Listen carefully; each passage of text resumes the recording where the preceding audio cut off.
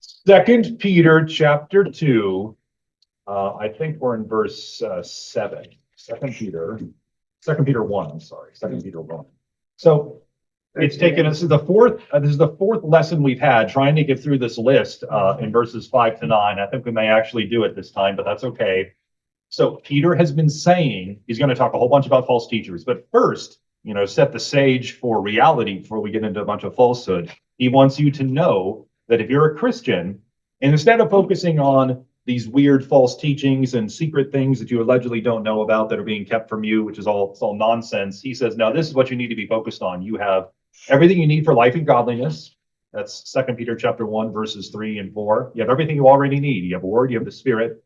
And he says, so listen, he says, you need to focus on adding things to that foundation of Jesus Christ. You need to add things to that. And he gives a list of things we need to be adding. Add to your faith in 2 Peter chapter 1, verse 5, goodness, to goodness, knowledge, to knowledge, self-control, and to self-control, perseverance. And that's where we stopped last week. So now we're going to talk about these last few things in this list here. Self-control, you need to add perseverance. And to perseverance, godliness. What is that? Does your translation say something other than godliness? What is this godliness we're supposed to add? What do you all think? I think to some extent, godliness means the act of imitating Christ, being like him and imitating Jesus' character and what he did, and imitating his love. Basically everything that to be like God, to aspire to be like him. I think that's what godliness comes down to. That sort of thing where someone looks at you and says, yeah, I know that person's a Christ follower because they act like Jesus. Okay. Does anyone have a different translation that's not godliness? It's not in the actual scripture, but in the note it says, I just lost it. Christ-likeness is what it said. Okay. I was going to ask, is there a difference between Christ-like and godliness? Because Christ a lot of times refers to the Father when he speaks of judgment and things like that. I don't want to get off on a tangent. No. I think Interesting. I mean, so the word, it's a slippery word. That's why. Well, does anyone? I'll answer that. But does anyone have a word other than godliness in their translation? At the very end of verse 6, the last word, something other than godliness. Perseverance, godliness. Mine says ungodly. At the end of verse 7, into perseverance. Oh, I'm sorry, the end of verse 6. yeah. It says ungodly. Okay. Everyone has godliness? Okay. So it's a hard word to get across. It's talk. I think we mentioned this last week. It's talking about being devout or being pious or like having this religious fervor for God. That's why they use, like the NIV says, godliness. But it's like this inner hunger to love God. You're a godly person. You're a devout person. You're a pious person. It's not this remote control sort of faith. It's not this polite surface level fakery, or even if it's not fake, it's not this surface level thing. It's a deep, it's a deep hunger to know and love God. It's godliness. I mean, it sort of infuses your character. You love God. You have this fervor for him. You're pious. You're godliness, and that can't be fake. That's an internal thing. It's not something you can just, plaster over the top of something and call it good. That's an internal thing. It's a growing thing. It doesn't come all at once. Yeah, and all of these things, they're not just once and done things. I mean, these are things we're supposed to be. It's like a cycle, like a spin cycle that never ends. We're growing more and more goodness, or this moral character, more knowledge of God, more self-control, more perseverance-ness, more godliness. Hopefully you love God more now than you did, a year ago. And that shows by the way you think and the way you act. And it's all building. It's all like a snowball rolling. Sometimes it doesn't roll downhill, but it should, over time, you should be growing. These things should be growing in your life. So godliness is not godlike. No, So two different things. Yeah. it's being Christ-like in the sense of Jesus is the example. He loved God with everything he had. Well, as a person, when he came here as our new representative person, he loved God with everything he had, with all his heart, soul, mind, and strength in a way that we can't. So we're supposed to be Christ-like in the sense that we want to love God like Jesus did. But I think it's better to talk about a fervor for God, a hunger to know God more and to be more like him. It's that sense of, I want to show my love for God in the way I live my life. That's why it's hard to wrap that up in a word, but godliness is pretty good. I don't know what else you can do unless you make it 3 or 4 words long or something, but that's what it's getting at. So I guess you can say that there's definitely no such thing. There's no such thing as a surface level, lukewarm kind of Christian. I mean, there could be periods where, some months are better than others, some years maybe are better than others. But I mean, over time, if the whole sum of your life as a Christian is, you've never really shown any, desire to grow. You've never really shown any real love for God. You've never really wanted to serve anywhere. Your butt is in the seat most Sundays, and that's it. There's nothing else. Man, I really don't know if you can really. I would question whether, if I were that person, I would question whether I truly love God, because these things should be, growing. Maybe they don't grow as much as they should, but these things should naturally want to burst out of us the more we are Christians, because we read, we grow, we put off the old man, put on the new. And if none of this stuff is happening, there should be some, self-reflection here about your. It's almost like you say you believe, but you don't live it. Yeah. Yeah, and Peter doesn't say, Peter's like a really good pastor. He doesn't say, life is complicated. You can't just look at someone and say, you haven't been to church in 2 months, and this therefore equals you're not really a Christian. I mean, you can't. I don't think it's a good idea to do that, but I do think it's a good idea to say what Peter says in verse 9. He basically he lets you answer the question. So in verse 9, Peter says, whoever does not have these things is nearsighted and blind, forgetting they've been cleansed from their past sins.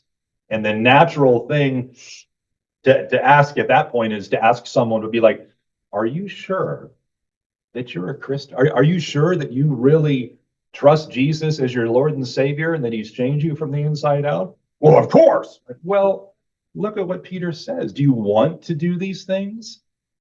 How come you're not doing anything and never have done much to make any of these things real? You're just being legalistic. No, I'm asking you, Peter's wanting you to think about yourself. You don't have to tell anyone else, but really think about yourself here as he's saying these things. So these things should be happening, I'd use the example of of the apple tree. I probably used it too much. It's probably cliched at this point, but I mean, everyone's had these scraggly, nasty apple trees, or probably seen them, and they, maybe they'll produce apples, but they're not really edible, but you can tell they're apples, right? It's producing these nasty little crab apple things. You're not going to eat them, but they are apples, and you can tell that that's an apple tree. Well, you're a Christian. There has to be something. There has to be some Christ-like, maybe it's not very good fruit, right? But you can see Christ-like stuff. Not very great and huge all the time, but it's an apple tree. Those are apples. Is a Christian? Yeah, there's stuff here. Could be better, need to be pruned, need to be fertilized, need some work, but there is some Christian fruit there. It has to be. It's just going to be. And Peter is asking us to say, this is what we need to work on.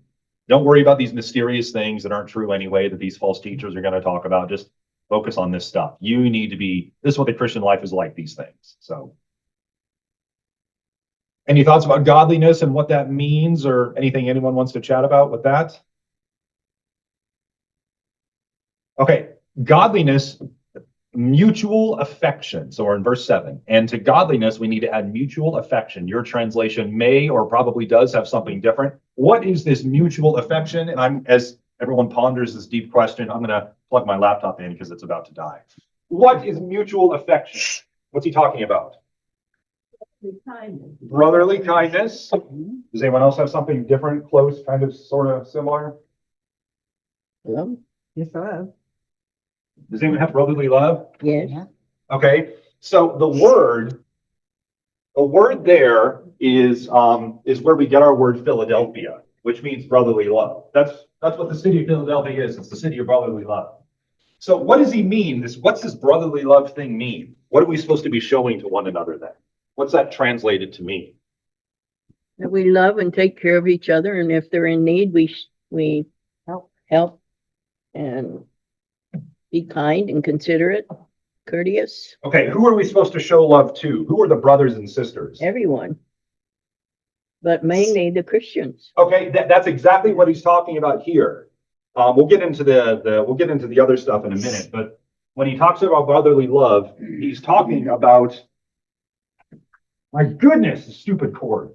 When he's talking about brotherly love, he's talking about believers, in the family of God. They'll know we're Christians by our love. In theory, I mean, the Apostle John talked about that in 1 John. If you don't have love for one another, then you're not a Christian, period, end of story. Brother, that should, it's one of those things we're supposed to be working on, which means it's kind of hard, right? It's not always easy to do. We're supposed to be working on loving one another. And you can't love one another if you never talk to one another. So and again, I'm not trying to shame anyone, but what I'm saying is if you have no relationships with people, with the people of God at the place where you worship every week, then how are people going to pray for you? How are people going to show love to you? How are you going to show love to other people if you're just an acquaintance face? Like, they know who you are, they might know your name, they know where you sit, but there's no relationship, there's no community. It's all kind of a joke because no one wants to, you and or other people, there's no interaction. It's just you come, you sit, you listen to the sermon, sing songs, and bam, you're gone. Like instantly, like Mach 5, gone.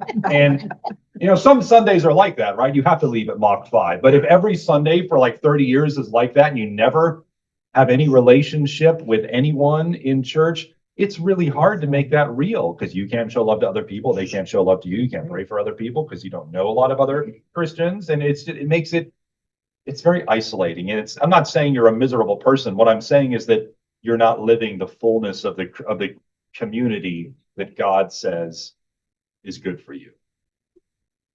And so what they're doing, I had a woman that was on my Sunday school class this one time, and she said, this church isn't friendly. And I said, this church is known for its friendliness. And I said, tell me what you do when you come to church.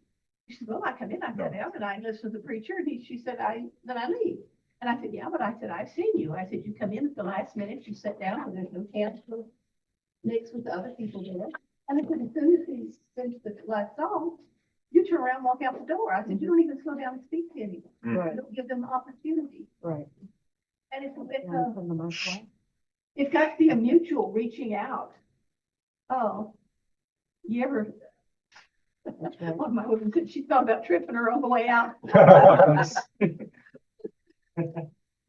Oh, and it sort of goes back to the golden rule. Yeah. Do unto others. I mean, that's,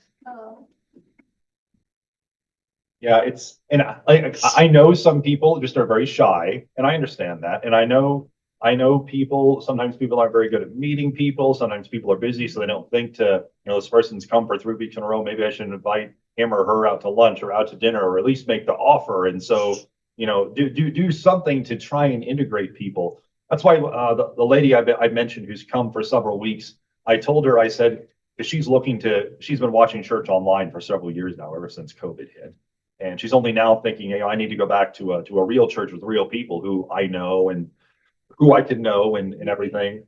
And I told her, I said, well, you should come on Wednesday. I mean, yes, come on Sunday, but if you want to get to know people and really meet people, you need to come on Wednesday. Oh yeah, I never said to you. I'll give it to you today. Yes. there's 2 of them, and I'm like, Yes. his sister and his mother. Yeah, I'll give them His to you. mother in particular, Mary, I think is her name. And she has shown interest several times, and I would really like to talk to them Okay, in yes. the morning and try to invite them to come Saturday and tell them we have a social for the women that they Okay. would enjoy. I'll send that to you. After I ask the next question, when everyone's pondering the deepness of it all, I'll send you the info. But yeah, I mean, that we need to try to love one another, which means we do need to know one another, you know? So it is what it is. I mean, we need to know one another to love one another. Well, I think modern society has caused people to have multiple, I love you. I mean, a lot of people that have their social life, they have their work slash social life, they have their church slash social life. Yeah, And they're they, over time have become three completely separate things versus, you know, like I grew up in a little town in the Midwest. Everybody went to the same church. Everybody in my high school class was in Sunday school. okay, You know, I mean, Yeah. it was a community and people have gotten away from that and they have, this is work, this is church, this is, you know, the neighborhood, yeah, people that I hang out with on Saturday night. And it's a totally different group than the people I hang out with on Sunday morning. yeah, yeah, Anyway, yeah. Let's see, mutual affection. Well, maybe we'll continue on. Okay, so the last one in verse 8, we have into godliness, mutual affection / brotherly love. That's what we talked about. And to mutual affection, love. What is that? What's the difference? We have brotherly love for one another in the family of Christ, in the Jesus people family, and then we have love, just in general. What's that talking about? It's referring to God's love. Okay. And how he loves us and, This is something we're supposed to show. So well, what I'm asking is, who is this love for? that's all of it. With everybody in general. Okay, Not just brothers and Everybody in sisters in general. Christ. okay. So which Greek word for love is used in the original? For this one, it's agape. Okay. Yeah, and love is such a poorly defined word in the English language. Yeah. So the best that I can determine, and a lot of people say the same thing over the centuries, is that, you know, you have brotherly love, which is clearly talking about within the Jesus family, we're supposed to have love for each other. It's a mark of being a true church and a true believer. And love at the end of verse 7 means love for everybody, like love in general. Like we should love other people, because you can't reach people with the gospel if you hate them, right? That sort of doesn't go well together. You know, you do need to care about people in order to want to reach them with the gospel, because if you don't care, you won't want to reach them with the gospel. I mean, if you ever go to a church, unless you stay in this church until the day you die, which would be a great idea. But if you ever go to another church, and like the vibe is anger, like you're so angry at society and how the world's not the way it used to be and how this country used to be one way, but it's not. And that's true. Like things have gone crazy in this country and in a lot of countries in the West, but they're so angry about how society has changed that it's like they hate everyone, you know, like they're so angry at the Democrats, they're so angry at the government that it's like this, like hatred. You've gone way overboard. Then you're supposed to love people so you can reach them with the gospel. Like you can be upset that our country isn't the way it used to be. You know, in the 50s under Eisenhower, they added "In God We Trust" to the coins, the Pledge of Allegiance, and you know there's a lot of pious things honoring God, but those days are over. You know, they're way over now, and it's really frustrating and it's very hurtful to a lot of Americans today. So you can be upset about that, but if you hate people because of it, or you're so angry that you're like consumed with your bitterness for what's happened to the country or whatever, that you don't have love for people who you're supposed to give the gospel to, then you really lost the plot. We need to have love for people. You need to pray for people that really need it too. You need to pray for people who hate themselves. well, like the road rage stuff, Uh-huh. you know, Yeah. you can either get furious with the person who cut you off, or you can say, well, maybe that guy's got something going on in his life, or she has something going on in their life that's, you know, bigger than what I could know.